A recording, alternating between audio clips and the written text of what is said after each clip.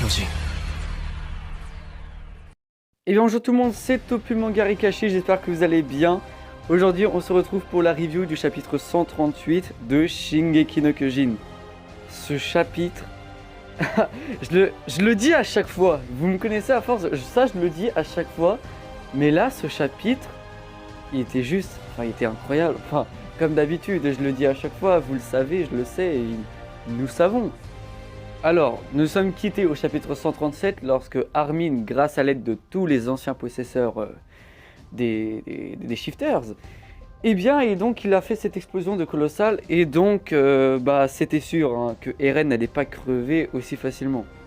Ça, on s'y attendait que Eren allait revenir, il ne pouvait pas crever comme ça, même s'il restait que deux chapitres et qu'on trouvait ça assez court. Ah, franchement, on savait que Eren, il lui fallait une grosse fin, quoi.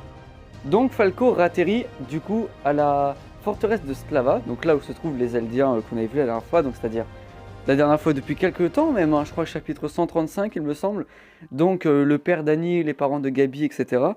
Et donc là chacun retrouve leurs parents, ce qui était ouf, c'est-à-dire Gabi qui retrouve ses parents, que ce soit Pieck aussi qui pleure dans les bras de son père, c'était juste génial. Et donc là ils voient donc le centipède, en fait on n'a jamais eu de nom de ça, mais on dit le parasite en soi. Donc le parasite qui lâche un gaz, donc là le faux espoir de malade, on croit qu'il était mort, etc. Et là Connie, qui est plutôt pessimiste, mais qui dit, ça se trouve c'est pareil qu'Aragako, le gaz qui a transformé les gens de mon village en titans. Et c'est là que Levi, il y croit aussi. Donc il dit, sans aucune transition, c'est-à-dire que là tout le monde est content, mais il dit à Mikasa et à tous les shifters de monter sur le dos de Falco pour repartir, parce que ça va être un bordel monstre. Mais donc du coup Annie qui retrouve son père, ce qui était sa quête en fait depuis la saison 1, elle croise juste son regard, et là transformation de titan à cause du parasite. Alors c'est là que c'est assez ouvert, il y a eu quelques débats sur ça, c'est qu'on voit Falco qui crie, comme l'a fait Sig auparavant pour transformer les Eldiens, pour les transformer en titans.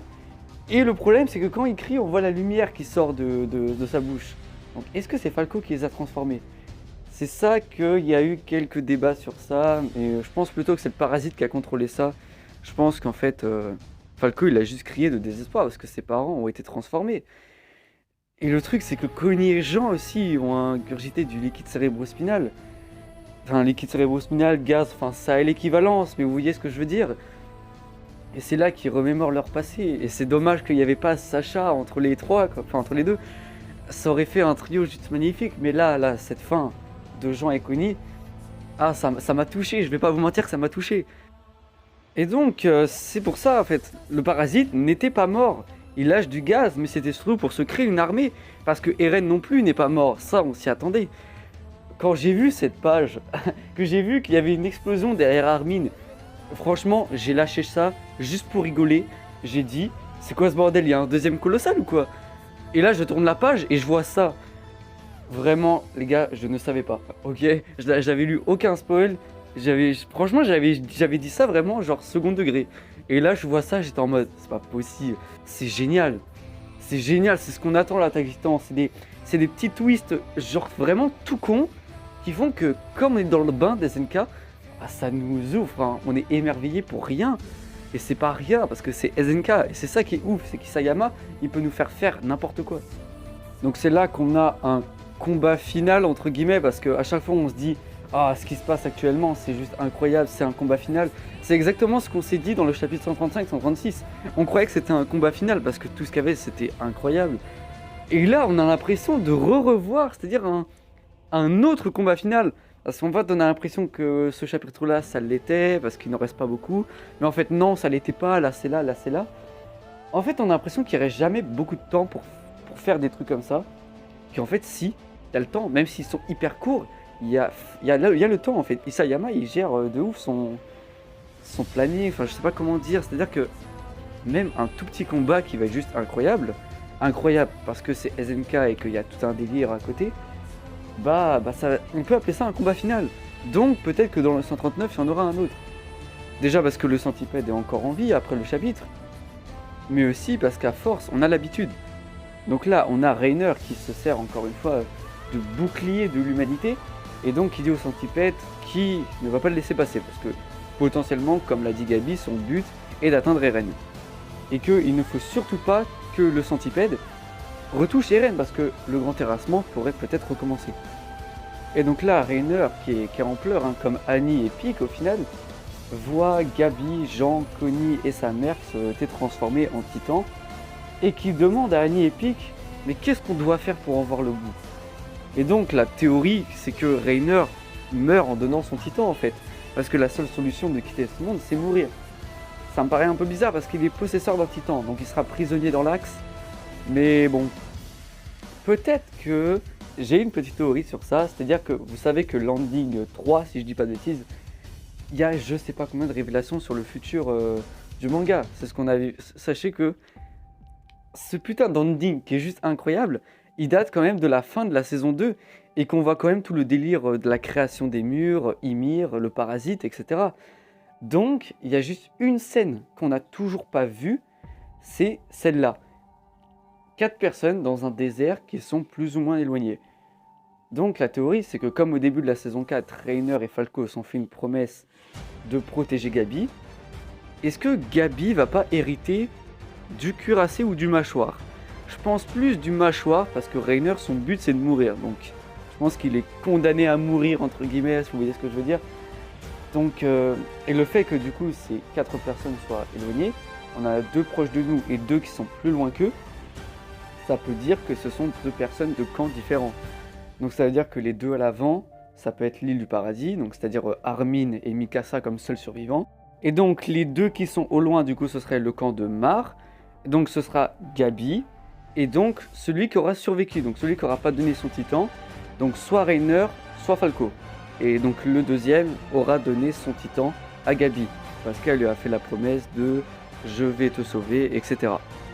Parce que même si Eren est mort en soi, c'est vrai que le parasite il sera peut-être toujours là, et on voit à quel point il est surcheaté, parce que l'original il n'a pas résisté à l'explosion de Armin, mais le parasite, ça l'a même pas chatouillé. Donc on peut encore voir un truc de malade, genre un nouveau titan primordial, enfin, c'est un peu tiré par les cheveux ça, mais vous voyez en quoi je veux dire. Mais un autre combat final en fait, qu'on s'attend complètement pas, un troisième ou même un quatrième, enfin je sais pas en fait, c'est ça en fait, c'est juste imprévisible SNK. Et donc là, la scène clé du chapitre, c'est donc le rêve de Mikasa. Mikasa qui se réveille en pleurant. C'est donc le titre du chapitre, un long rêve. Elle dit, Eren, j'ai fait un long rêve. Et là, on voit Eren avec les cheveux courts, mais c'est bien le Eren entre guillemets de la saison 4. C'est-à-dire qu'il y avait déjà des cheveux longs dans le flashback de Mar. C'est-à-dire que dans ce rêve, alors qui n'est peut-être pas forcément un rêve, mais je vais revenir dessus plus tard, c'est que dans cette réalité alternative, rêve, univers parallèle, je vais vous en parler après, c'est donc que Mikasa lui aurait dit « je t'aime ». Et du coup, il n'y aurait pas eu le grand terrassement, ils se sont enfuis, etc. Parce que même si le futur ne peut pas être changé, Mikasa se l'est dit dans le chapitre 123, que si elle aurait dit « je t'aime » à ce moment-là, tout aurait été différent. Même si elle pense que c'est pas vrai, elle n'arrête pas de s'empêcher que ça aurait été le cas. Et c'est là qu'il y a une putain de théorie, qui est pour moi la théorie qui est assez tirée par les cheveux, on va pas se mentir. D'ailleurs, certaines personnes ne l'ont pas approuvée. Mais moi, franchement, je la trouve crédible. Et franchement, si la fin des SNK c'est ça, je serais hyper content. Enfin, ce serait génial. En gros, la théorie, pour ceux qui la connaissent pas, c'est que ce rêve, entre guillemets, ce ne soit pas un rêve, justement. Ce soit une réalité alternative. Que Eren lui-même aurait créé pour s'exiler pendant le grand terrassement, parce qu'il regrette ce qu'il fait. Comme on l'a vu depuis longtemps, il pleurait, etc. Parce qu'il avait vu le futur. Il savait ce qu'il allait faire. Et ce qui rend crédible cette théorie, c'est le fait que dans son titan, Eren y soit endormi. On le sait depuis la saison 1 même, les possesseurs, ils réagissent comme ils font leur titan. Enfin, comme ils contrôlent leur titan, ils ont les mêmes réactions avec leur corps d'humain. Sauf que là, dans le corps de l'originel, Eren est endormi. Même la tête de l'originel, en fin de compte, n'a aucune réaction. Je vais revenir sur ça après vous avoir expliqué du coup la fin. Mais c'est-à-dire qu'en fait, dans le rêve, entre guillemets, on ne sait pas vraiment, timeline, réalité, etc. Du coup, Eren donne des indices à Mikasa. C'est-à-dire qu'en fait, il y a des cicatrices sur la bouche et Mikasa comprend qu'il est dans la bouche. Donc, il demande à Levi de l'aider. Mikasa rentre dans la bouche et c'est là qu'on a une scène qu'on redoutait tous. Et pourtant, on s'y attendait pas. Mikasa qui tranche la tête d'Eren. Alors, tout de suite, j'ai pas compris. J'ai pas compris ce qu'elle faisait. Soit elle s'arrêtait, elle doutait, mais non. Elle y allait franco. Eren, est-ce qu'il est mort cette fois-ci pour de vrai? Je pense que oui, parce que vu ce qui s'est passé dans la réalité juste avant, je pense que oui. À moins que je vous partage du coup la théorie juste après, et qu'elle s'avère vraie. Et donc là, ce serait juste dingue.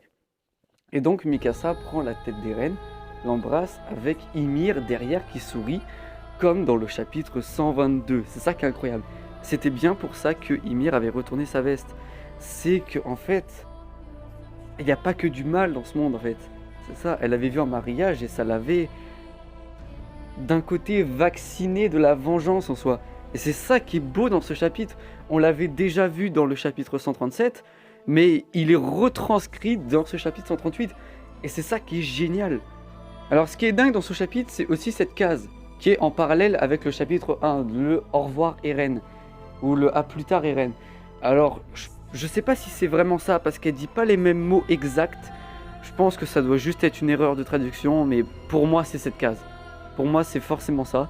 Et Eren, du coup, en ayant créé cette réalité, Eren ou Mikasa, c'est peut-être un des deux, on sait pas vraiment. Pour moi c'est plus Eren, je vais vous expliquer pourquoi après.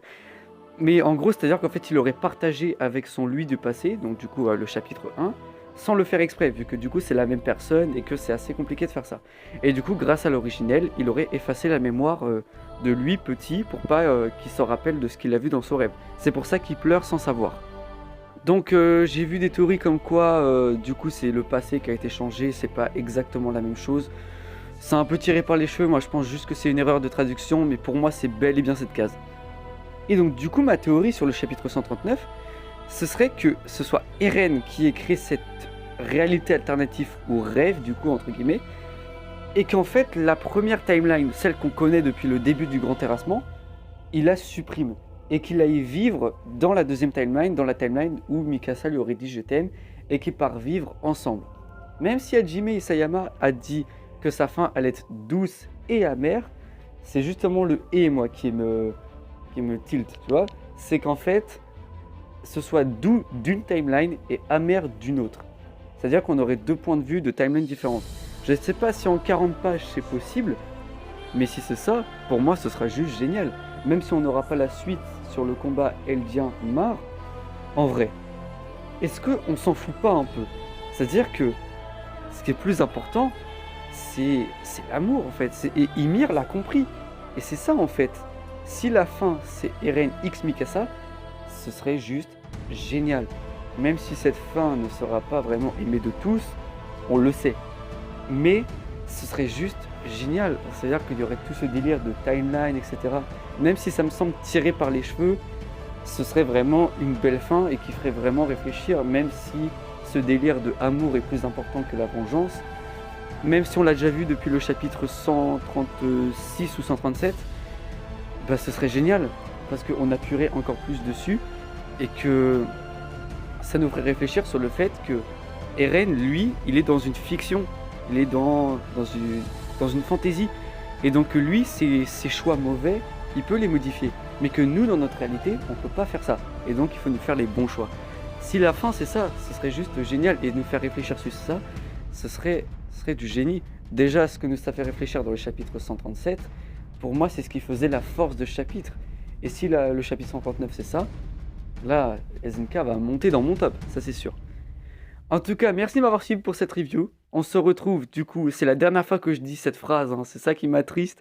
On se retrouve du coup pour le mois prochain, pour le prochain chapitre, le dernier chapitre malheureusement. Moi je vous dis à ciao ciao pour une prochaine vidéo ou autre chose. Ciao. Somebody else.